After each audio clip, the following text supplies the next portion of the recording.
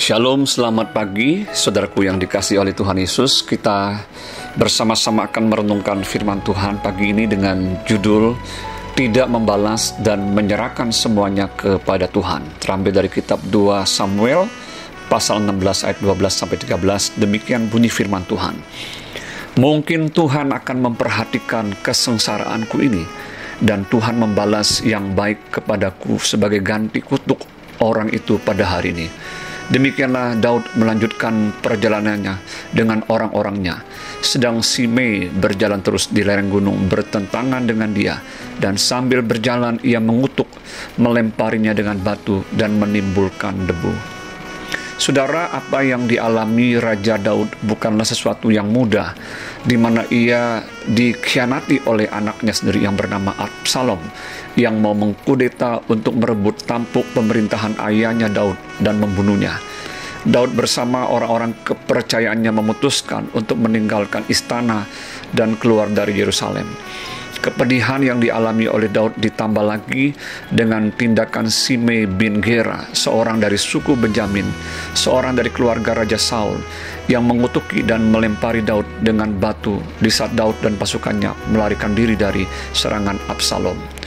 Daud yang bersama pasukannya bisa saja menghukum dan membunuh Simei atas tindakannya yang berani mengutuk dan secara langsung melempari serta mengganggu rombongan raja. Namun yang menarik yang dapat kita belajar dari Raja Daud yaitu hatinya yang tidak mau terpancing dengan provokasi Simei.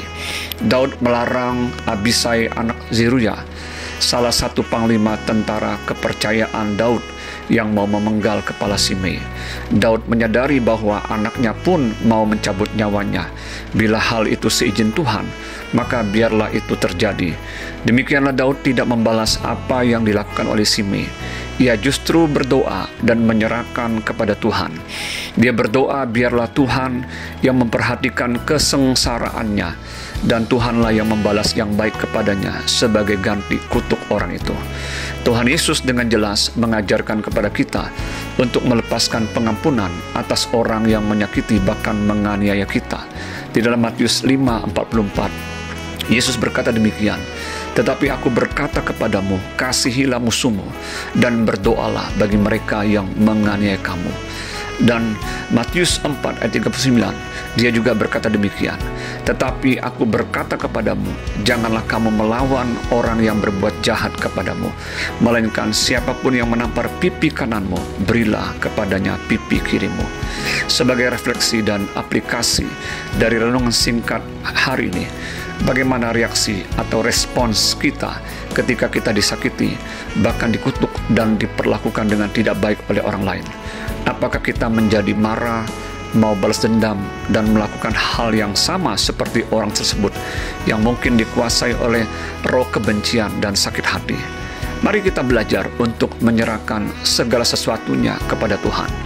Biarlah pembalasan itu adalah hak Tuhan. Dalam Roma 12 ayat 19, jaga mulut dan hati kita untuk tidak mengumpat dan mengutuk balik atau mengharapkan yang buruk kepada orang yang membenci dan memperlakukan kita dengan tidak baik.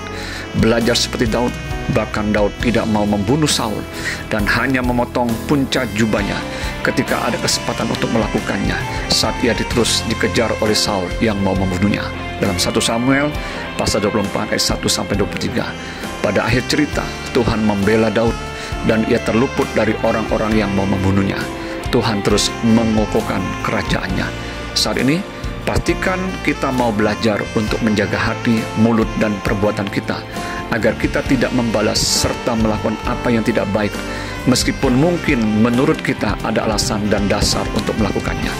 Belajarlah melepaskan pengampunan dan memberkati orang yang mengutuk dan membenci kita. Memang semuanya itu tidak mudah dilakukan. Belajar untuk taat dan mempraktikkan firman Tuhan. Lihat pembelaan dan berkat Tuhan atas hidupmu. Tuhan Yesus memberkati.